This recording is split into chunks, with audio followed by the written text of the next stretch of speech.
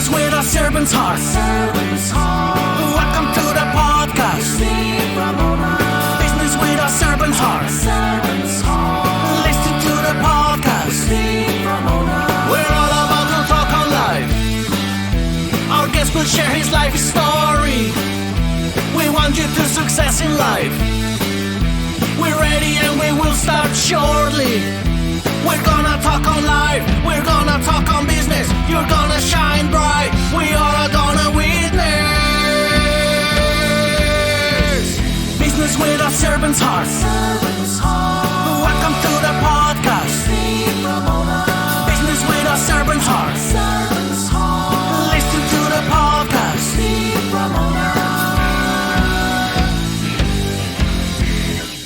Welcome to Doing Business with a Servant's Heart. I'm your host, Steve Ramona. Every episode is an invitation, a reminder that business and life isn't just about profit, it's about purpose. It's about showing up with a servant's heart in every deal and every decision, every day to make a powerful impact on others. Today's guest is going to light you up. You'll be motivated, you'll be challenged, and most importantly, you're going to walk away with tools that inspire action both in your life and the lives of others. Audience, here's your homework. How will you serve yourself and others today? Doesn't have to be a big impact. Even a small act of kindness or courage can change the game. So lean in, take notes. Shout out to my two sponsors, A Mind for All Seasons. Your brain is your greatest competitive edge, and it deserves to perform like one. Want to think faster, remember more, and stay focused longer? Just text the word optimize to 72000. Optimize to 72000 and get instant access to 6 short, powerful videos, each just 3 to 5 minutes, that reveals simple strategies to unlock peak mental performance. Because when your brain is clear, your business grows. And Epic Impact, the storytelling system that helps your message connect and convert, it's just 4 steps. Engage, persuade, inspire, close with clarity. I use it every day for all my messages. Try it free at epicimpact.ai with code STEVE. Change your messages, change your results. Excited to announce Doing Business with a Servant's Heart podcast was named top 6 in small business marketing. Thank you all of you, my guests and my audience. You've impacted so many people. Let's continue doing that.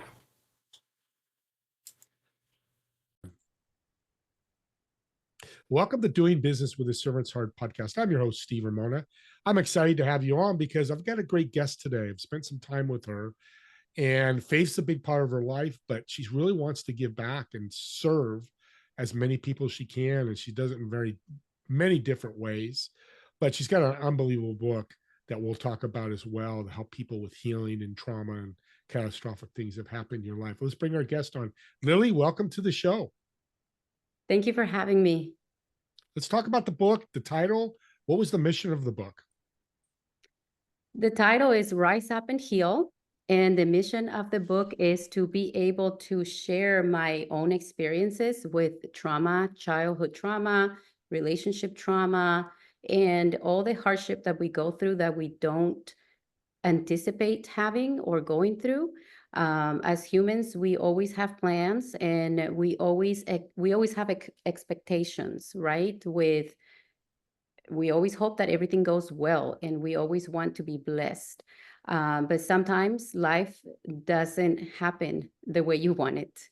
And my main mission and purpose of me sharing my book and sharing it with everyone is really to say, we can still come out strong. We can still be the loving, caring people that we can be, or we can best be, how do I say it? We can be the best way possible, because hardship can turn you bitter, right? Especially if you don't have God. You can turn bitter with, in my case, my father passed away or was killed when I was 9 years old. Mm. And at that moment, it was a very hard transition, mentally speaking and emotionally speaking, because I was supposed to celebrate my birthday. It was supposed to be a celebration of happiness, and joy.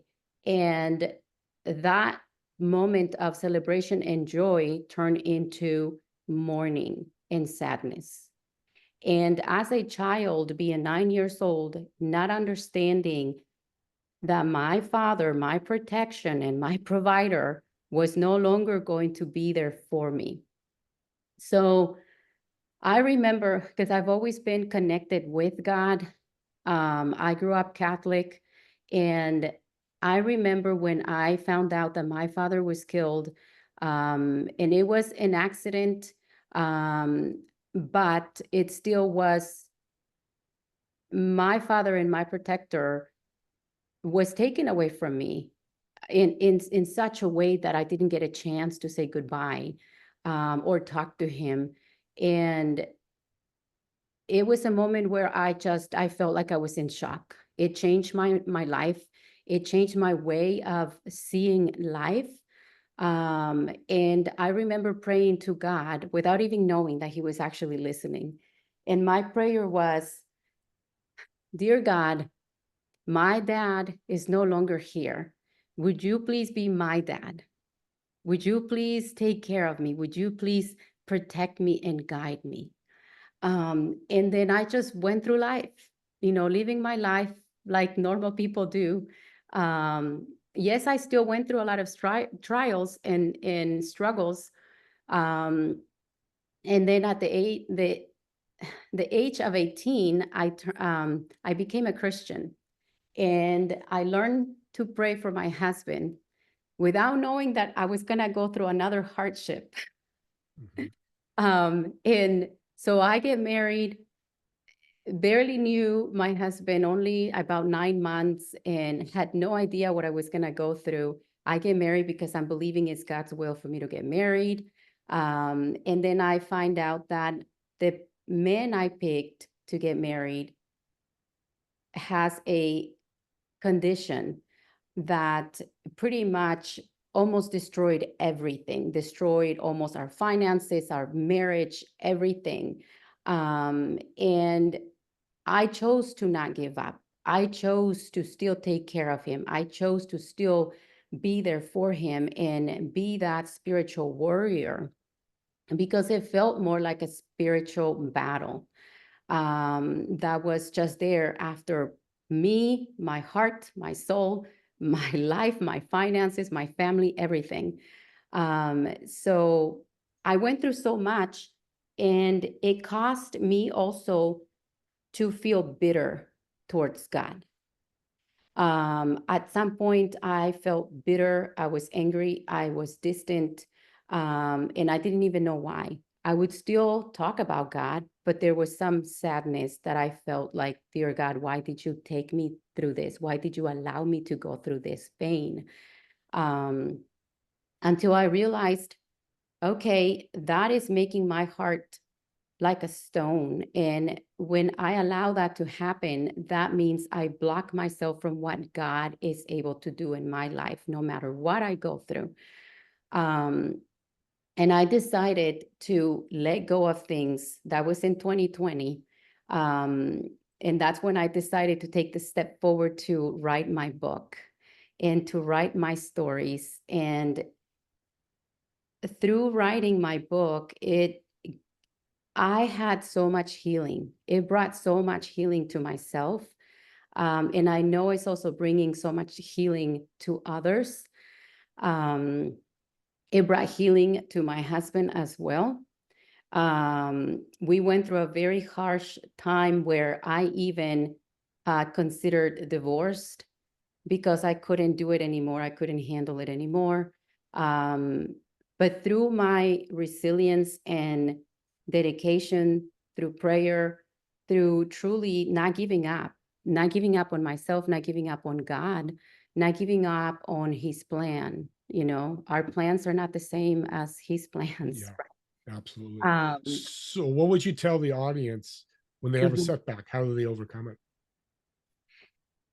To keep leaning on God. Sometimes we don't understand what we go through, right? And I would also say, do not allow bitterness to get a hold of your heart. Because when that happens, our eyes are like blinded, and we're not able to see. We only see the mess, but we don't see the blessing that's coming through that. Yeah. Yeah. powerful. Goal setting, it's powerful. I mean, if you have a business, you work with business leaders and business entrepreneurs. How important is goal setting and what mistakes do they make? Goal setting is very important to stay disciplined.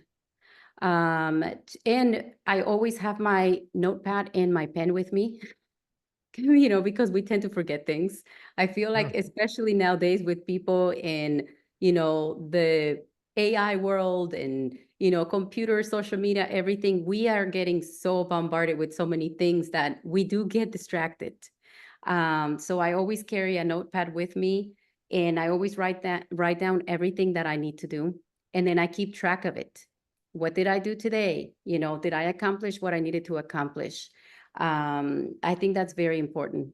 That, to me, I see that as the beginning of being able to accomplish our goals. Yeah. Confidence is important with all this too, having confidence. I've seen it myself. How do you help clients rebuild their confidence? The way I do it is because you can't fake confidence, right? We cannot. And we cannot tell our clients, oh, this is what you're going to do. I always ask if they feel, if there's any area, if I see any weakness in their life, I always go deep into the emotional trauma. Because I believe in order for us to be confident and to be fully healed and to truly step into our calling, we need to be able to heal our trauma. We cannot carry, because I tried it. I tried to step up into confidence and do so many things while I was still hurting and in pain. And I'm not, I hope that you don't misunderstand what I'm saying, that I want you to know that we're not perfect. We're never going to be perfect. We're still going to push through, even if we're still broken. But the way I help my clients is, let's go deep into your childhood trauma. Let's go deep into that. What hurt you? What made you feel unsafe? Because that's huge. If we are not feeling safe, we're not able to speak for ourselves, and we're not able to feel confident. Yeah, this is great. You've told us a lot, and this is really good stuff. Can you tell us a story of a client you work with and how you got them back on track?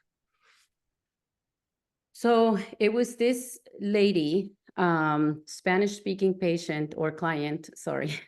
I That's right. worked for a client, for a clinic before, so the patient and client are always in my mind. This lady that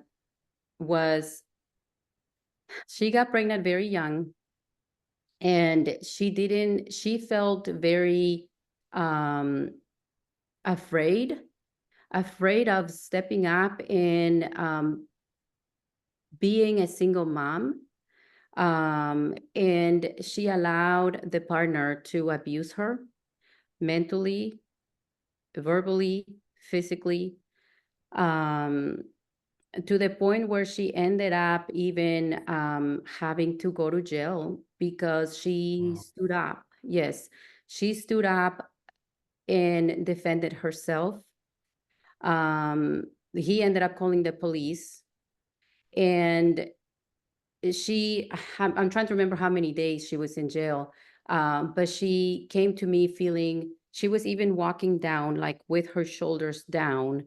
And that's one of the things that I see when I see patients, or clients, if they are walking straight, right? You can see the confidence in them.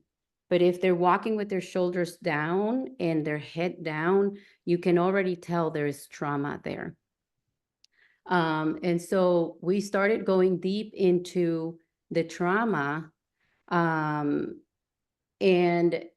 we found out that she saw that being modeled to her through her mom. Her dad was abusive.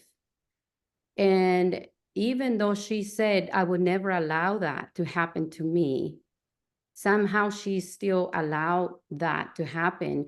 And it's because of what we record in our minds and our brains, right? And until we are able to rewire that, then that's when we're able to change our trajectory. we're able to change our path and our future.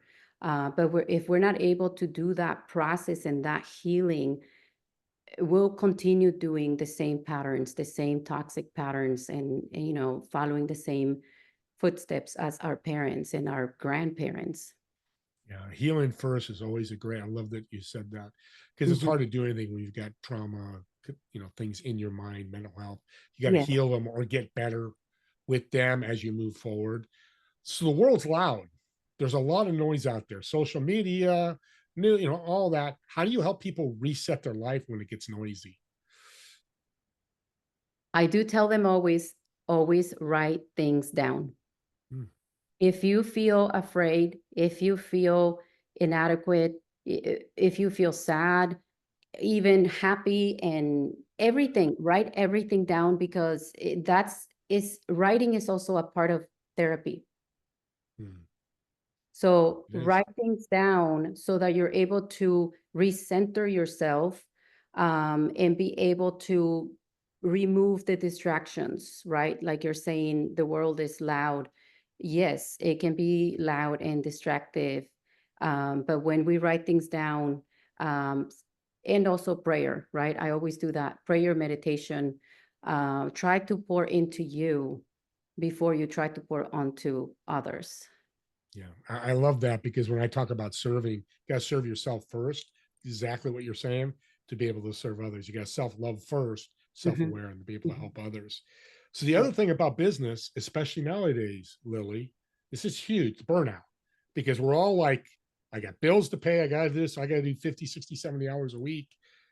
And then family fails. And then you don't do enough work, which is the opposite of burnout, but your business fails. How do Mm. you help people with this? I always, this is another client that I also guided. Um, it was through what is always kind of bringing them back to their calling, right?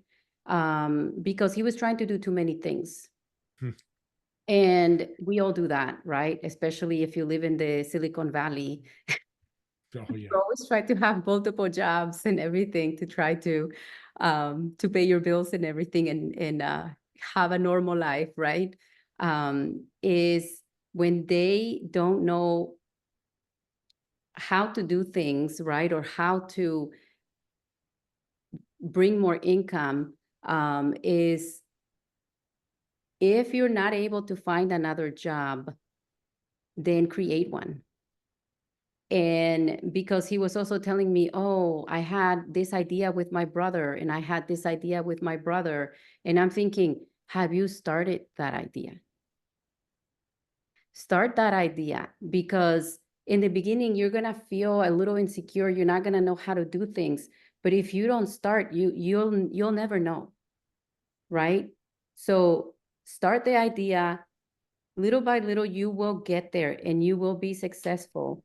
Um, And you don't have to be fully confident in order to start the idea. As you do it, you will become confident. Entrepreneurs, that's how you started. Yes, And you got to take action. Indecision is exactly. worse than making the wrong decision. Funny enough, and that's probably the wrong word to use. Talk to Yes, people all the time. You can always pivot from a wrong decision. If you keep going down indecision, nothing happens. And that's the yes. worst thing you can do. We're coming close to the end here. What's one thing you would tell the audience they should do this week? Hmm. I would say take action.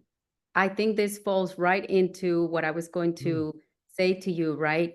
I hope that my message inspires you to really take that step into taking action. Um, with my book, I was afraid when I thought of writing a book, and I didn't know. And I thought, oh no, how do I write the book if it's my story? I'm going to talk about myself. Oh no, what is people gonna say? They're all gonna know about my life. And I realized, you know what? If it is the calling that God has for me, I'm gonna step up and say, okay, I'm gonna be obedient. I'm going to do what I need to do. So my advice to the audience is take action. Don't be afraid.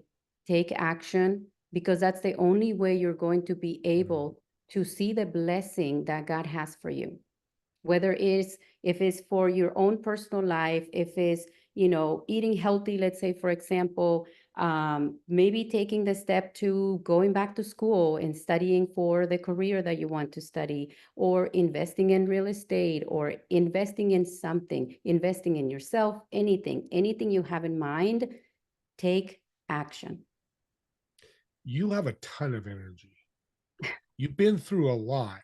I know I have people listening because I have incredible stories, and yours is incredible as well. How do you keep your energy up when you have things like that have happened to you, and how do you overcome that? I think it's really my connection with God. I see God as such a mighty thing and such a powerful thing. And I shouldn't even say thing, right? Because God is not a thing. But the way I see how God brought me through so much pain and struggle, and my heart still has joy, is God. Beautiful. I have no other answer, and that just brings me even more energy, where I think, wow, I serve such a mighty God. And I'm here to love on people. I'm here to give people hope. And that's my mission. That's my mission in life, to be able to make a positive impact on others, and just uplift them and empower them, and show them that if I did it, they can do it too. It's hope. It's So hope. God gives us beautiful hope. Mhm. Before we leave, I've got to ask you, because I have people that listen and do multiple things like me. I've got multiple projects and businesses. Mhm. How do you handle it? What's a piece of advice you give somebody that does multiple things? I think everyone is different, right? Everyone has Yeah. different energy. There is the overachievers and there's the underachievers. Um, I think I would say follow your passion, because your passion will take you everywhere, Yeah. right? And it will give you that energy that you need to accomplish your goals and to do multiple things. Is definitely following your passion It's beautiful. I and love being that. true to yourself. I'm Yeah. sorry.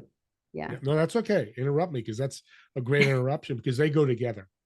Being Yes. true and passion, you have to have both for them to work. Now, Mm-hmm. let's ask you a fun question. We've done Uh-huh. enough about business and God and love that, but let's do a little improv here. So I've reserved a table at a restaurant. Me and you are going to sit at. Who would you invite to sit with us, whether dead or alive? Somebody you've always wanted to talk to, learn from, get to know, and more importantly, what food would you order for the table? Wow. I do tend to think a lot, but who would I invite? I think for sure I would invite my dad.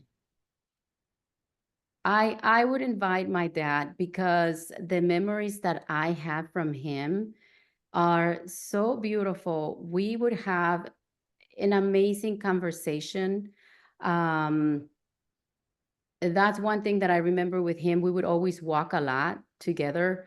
And during our walks, we would have those conversations. And one thing that now that I am an adult, I see how amazing he was, because he would never judge me. I mean, as a kid, kids sometimes make questions that sometimes you're like, it's a kid question. He would always give me the right answer in such a beautiful, a calm and wise way. And he would also kind of give me advice in a way of like, oh yeah, that's a great idea. Oh, maybe you can do this way, or maybe you can do that way. Um, and it was almost like he's an adult and I'm a child, and our conversations would just come in such a way that he would give me that honor and that feeling of importance. Yeah. Beautiful. Yes. So definitely I would invite him to be able to have, more conversations. And his favorite food is Mexican food. So There you so go. I would Super order simple. Mexican food.